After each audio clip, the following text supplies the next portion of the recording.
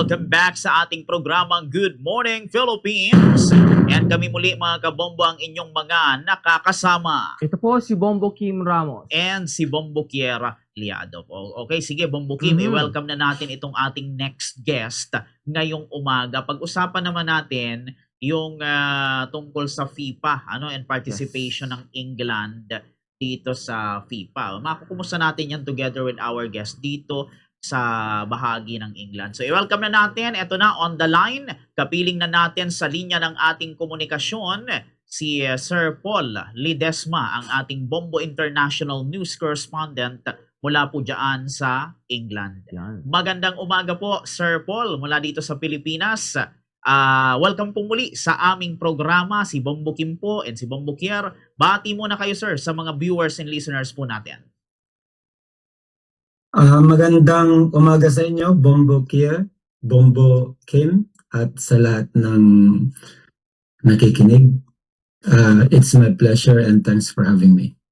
Okay po. Yun. And ito nga, Sir Paul, pag-usapan natin itong about sa FIFA. Kumusta naman, sir, yung naging siguro reaksyon, pagtanggap ng mga tao o ng mga Pilipino dyan po sa England nang makapag-participate po itong team ng England sa FIFA. And kung hindi ako nagkakamali, parang third place itong FIFA. Kumusta, sir, yung yung halimbawa yung vibe ng mga kalsada, yung community, yung reaction ng mga tao, Sir Paul? So, yeah, it's both masaya at may halong konting disappointment kasi syempre umaasa ang mga supporters dito na mananalo ulit ng magiging champion ulit ang England ng mananalo sa FIFA World Cup because the last time that England have won the World Cup was in 1966 pa. Pero, like I said, a little bit disappointing.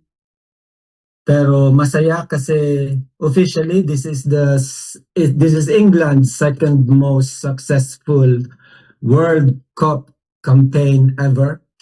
For the first time since joining the World Cup in 1950, England finished third place. Kagaya nga ng nasabi mo, about 2 hours ago, napanood natin yung buong laro. It was a thrilling game. Okay po, yun. And dito, Sir Paul, kayo personally, ano naman sir yung naging reaction ninyo? Mula noong matalo nga po ang England ng Argentina sa semifinals at tuluyang nawala na po yung tsansa sa grand final, Sir Paul. Siyempre, disappointed. Grabe. I've been following this since moving to the country for a while now. So, palaging ganun eh. Siyempre, pag umaasa kami every 4 years, we say it's coming home. This time, it's coming home. But deep inside, alam kong hindi. Parang kasi nakikita ko kung paano maglaro ang mga players ng ibang bansa. They're excellent players, they're world class. Karamihan sa kanila naglalaro dito sa England sa iba-ibang clubs. So nakikita namin sila kung gaano sila kagagaling. And then when they go back to their home countries to represent their countries, their own nations, alam namin kung gaano kagagaling ang haharapin ng mga English players. So, we're being realistic. But this time, medyo nakaramdam ako. Akala ko talaga this time, we have the two good players in Harry Kane, the captain, and then Jude Bellingham, both equally good players. In fact, Harry Kane nag-score siya ng 7 in total. I mean 6 in the World Cup and 7 nakapito naman si Bellingham. Pangatlo siya sa record. So, umaasa naman akong konti. Pero nung natalo siya ng Argentina, we can all make excuses kung napanood nyo. It was a rough game with against Argentina. Bugbog sarado yung England, pero ganun talaga na nakalamang sana ng una, but towards the last third of the game, biglang nag-shift yung momentum sa side ng Argentina at dalawang magkasunod na goal ang naitala kaagad nila at ayun, doon natapos ng 2-1. A bit disappointing, but that's how the beautiful game, as they say, goes, my ups and downs, and still a very thrilling 2026 FA World Cup tournament. Opo, yun. Very well said, Sir Paul. Ano? Pero not bad naman, Sir Paul, kasi syempre nakuha ng England ang third place. Matapos nilang talunin yung France. Kumusta naman yung pagtanggap ng mga fans nila dyan po sa England, Sir? Sapat na kaya, Sir, yung tansong medalya para ipagdiwang yung kanilang tagumpay ng buong bansa dito sa England, Sir? Yes, it is a big achievement. Like I said, it's officially England's second most successful World Cup ever. So, masaya syempre in general. Of course, I'm sure pagbalik ng mga players, magkakaroon dito ng victory parade at, as usual, they will be celebrated as heroes pagbalik nila dito. Guaranteed yun. At, masaya pa rin. At ang maraming positive dito sa campaign na ito, yung mga player na current ng England, mga bata pa, and ang nakikita namin positive sa susunod na World Cup in the next 4 years, itong mga magagaling na player ay mga bata pa at malalakas pa para, lalo silang gagaling in the next 4 years para sa sunod na campaign. Alright, very well said, Sir Paul. Ano? And dito, Sir Paul, maitanong ko lang, personal po sa inyo, naging fan rin po ba kayo, Sir, nung tinatawag na Three Lions? O meron kayo, Sir, ibang mga bansa na fan po kayo or sinusuportahan nyo from the very start? And paano, Sir, naapektuhan ng football culture sa England yung inyo pong identity as Filipino, Sir Paul? Okay, when I moved to syempre bago ako nag-follow ng England team, I first followed I have a club that I support. I'm a Manchester United supporter. So first and foremost, that's my club. So yan ang sinusuportahan ko. Pagdating naman sa bansa, of course, I'm an England team supporter. I'm a British citizen living in England, so naturally I support England, no other team. So walang iba kundi itong dalawang club na ito. I don't know if you're all aware, Manchester City is a very sporting city. We have two big clubs, two of the biggest clubs and richest, in terms of capitals and investments in the country, namely Manchester City and Manchester United. Both clubs, are highly respected and on top of the league at the moment in England. Okay, yun. And ito, Sir Paul, maisunod kong tanong, may pagkakataon ba, Sir, na nanood kayo ng laban kasama po ng iba pang mga Pilipino dyan po sa England? Paano kayo, Sir, magdiwang? Magdiwang ang mga Pinoy na football fans compare sa mga local na British, Sir Paul? So, I've watched it. Yung nanood ako ng isang malaking game for the first time, but hindi ang mga kasama ko are friends from they're British locals basically, hindi mga Pilipino. So it was a good experience kasi we went to to the hotel, we had a nice lunch, we went to the trophy room, and before we sat in a nice spot inside the Old Trafford Stadium. That was my first time watching Manchester United. So, yeah, it was a good experience. The second time, nanood akong kasama ko mga kapwa ko Pilipino ay nung binigyan ako ng birthday gift na ticket, if I remember it right. Yeah, ng aking, you know, asawa, ng aking wife, binigyan na kami ng tickets and we watched an Olympic match ng football match against Old Trafford. So and celebration wise, iba pag nasa loob ka ng stadium, nakakabingi, it's a different experience and I cannot describe yung feeling going into that stadium kung gaano siya kalaki and all my life I've been just looking at it and finally nung pumasok ako ibang sensation talaga siya and I clearly there are many banners around the stadium expressing support and how loyal they are to the club, but if there's one thing that sticks in the mind, yung isang banner na sinasabi na Manchester United to every Mancunian is a religion.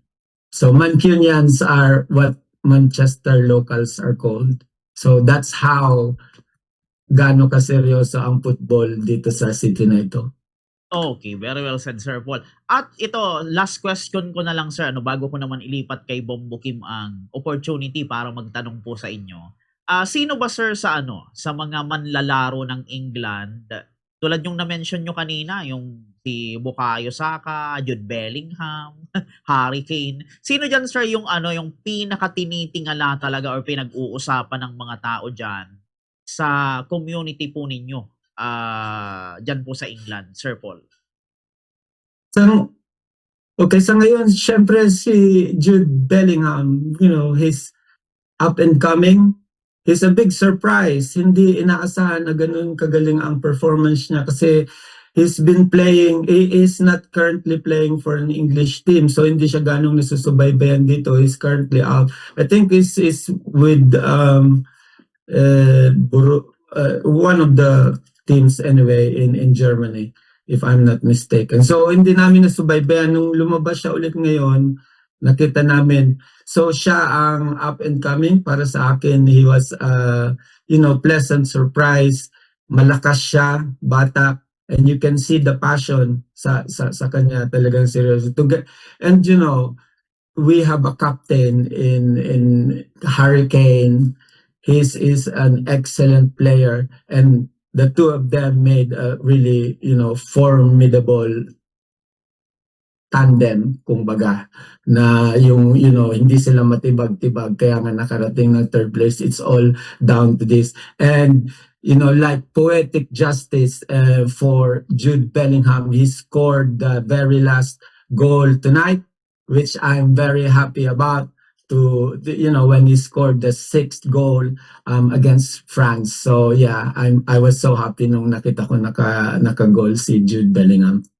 Okay po. Very well said, Sir Paul. Eto, sir, ipasa ko naman kay Bombo Kim ang opportunity para magtanong din po sa iyo.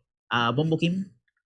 Hello po, Sir Paul. Good morning. Bombo Kim Ramos po ito and welcome po ulit dito sa ating programa. Matanong ko lang, sir, since enthusiastic po ang mga taga-England with regard po sa larong football, kamusta po, gaano po kapuspusan yung pagtangkilik nila sa football? Hindi lang po sa panonood, but rather siguro po sa training, sa pagiging part sa mga physical education sa schools. Pwede niyo po ma-describe, Sir Paul, kung gaano sila kapuspusan sa ganitong laro? Magandang umaga, Bombo Kim. Bali, ang football ay, you can say it's part of the culture dito sa Europa, dito sa Inglaterra. Parang basketball sa atin. Everybody plays football here. And in fact, kiniklaim ng bansa na to na sila ang origin ng modern game.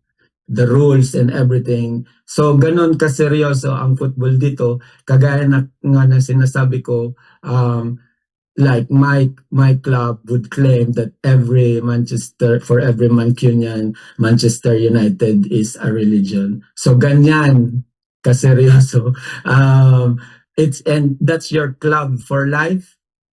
Pag yan ang allegiance mo dyan na. Anyway, pag sa school naman, merong mga regular competitions. In fact, yung nag-aral yung anak ko, I was regularly watching yung mga, school tournaments nila. And then, diyan nag-uumpisa kung saan naghahanap yung mga scout na iti-train nila sa mga football academy. One of my daughter's friends, she was selected by Manchester United Academy para mag-training sa academy nila. And I think she went on to play for Manchester United eventually, but I'm not sure which team. So, ganun nag-uumpisa sa grassroots. And it's part of the culture. So, Europe in general, they play a lot of football. So ito po siguro, Sir Paul, maidiretso ko na din. Ganun po yung enthusiasm ng mga Ingles in terms of football. Ano lang po yung pagkakaiba when it comes na tayong mga Pilipino dyan sa England ang tumatangkilik? Paano po sila tumangkilik sa football? Ngayong sila po hindi man na OFW man o citizen mismo, citizen na ng England.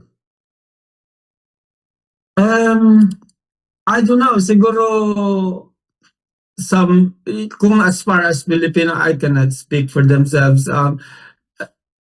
What I mean is, I know of people na, occasionally nanonood, may mga kilala rin akong Pilipinong supporter ng, ng teams nila. So, iba-iba din, meron din mga Pilipino siguro hindi interesado sa football. So, kanya-kanya. But the country in general, dito, yung, big deal ang football dito sa bansa na to. Or siguro, sir, relying nilang dun sa if may kakilala man tayo na Filipino din, na mahilig din po dyan sa football, paano po na-improve yung relationship ng mga taga-England and ng mga Pinoy when it comes na pag-football na yung pinag-uusapan? Siguro usually pag may match, may magkakasama, it's part of socialization. Lalabas kayo, you go out for a drink while watching football or you go to the match, manonood kayo. Siguro in that respect, if that's what you're, driving at, it means, socially, maybe, it helps Filipinos integrate with the culture, but I definitely speak for myself that it's one of them because if you're into football, everybody's into football. It's a common topic like the weather, pag may namimit kang tao, it's one of those you talk about. So yeah, it's good to be part of it. It's culture, but it's not for everybody. Hindi naman lahat may gusto sa football. That's all I'm saying. Ito po siguro, Sir Paul, last question ko na lang, no? Medyo i-bring up natin yung history. Kamusta yung aura dyan sa sa FIFA when it comes sa pagtangkilik ng mga taga-England nung ang Argentina po inakalaban nila? Yung Argentina, naalala natin na, Sir Paul, nakalaban ng UK dati over Falkland Islands. And kamusta ba? Kumbaga nag-move on na o ginagawa ba siyang biro na yung mga taga-Argentina, kalaban natin yan tulad nung dispute natin dati nung nagka-war sa Falkland Islands yung panahon pa ni Prime Minister Thatcher? Yes, bago pa man mag-umpisa yung laban na yun, I think it was Wednesday, last week. Medyo may skirmish na sa labas ng stadium. Hindi lang, that's the more serious one. You've mentioned that, the Falklands. In fact, after Argentina won, one of them took out this flag. Basically, in their language, it says the Falklands is ours or something like that. It's been disputed, like you said.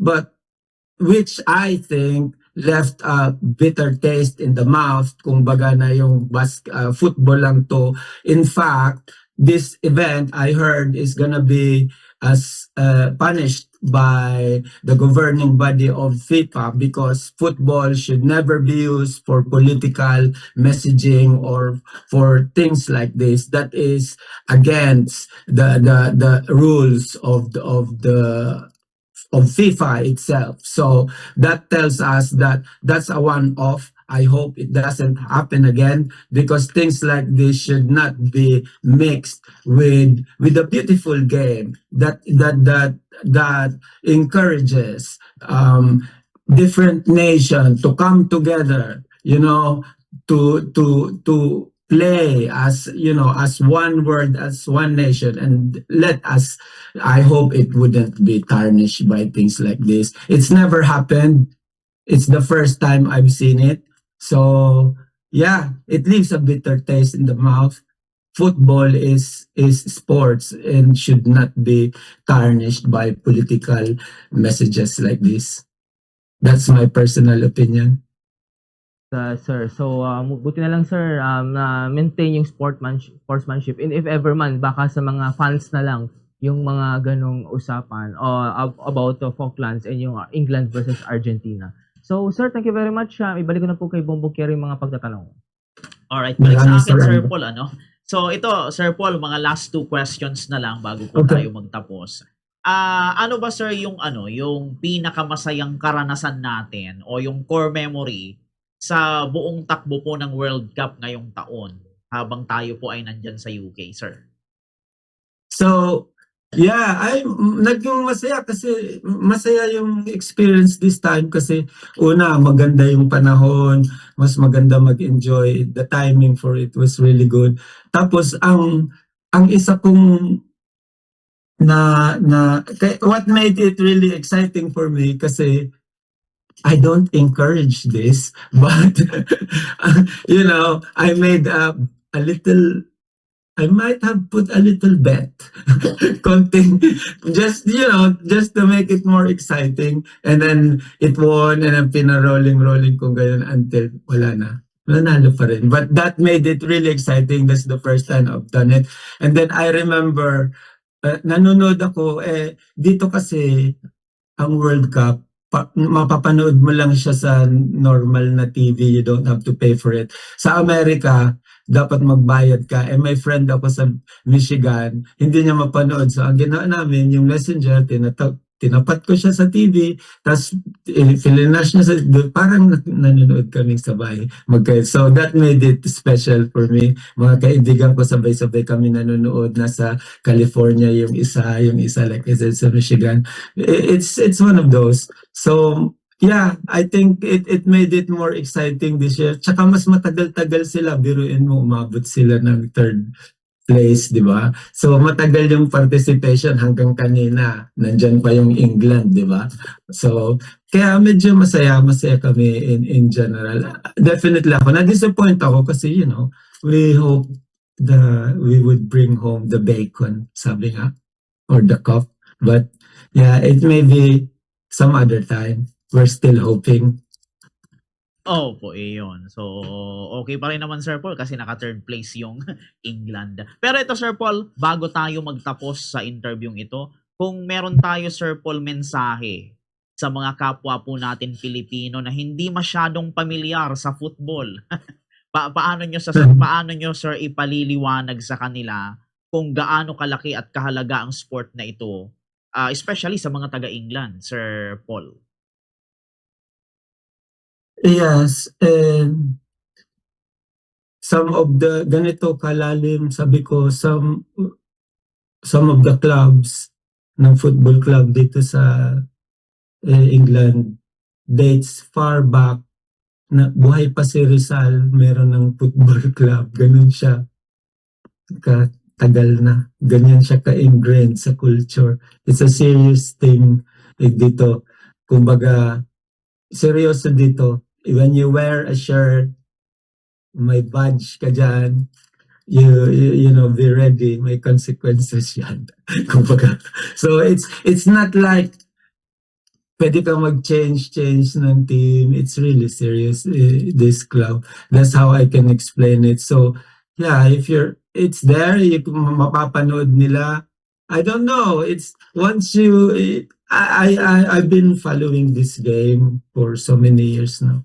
So, I'm very familiar with the names of the players and standings. So, tinatanong ko palagi ng mga friends ko kung, I follow this game, basically.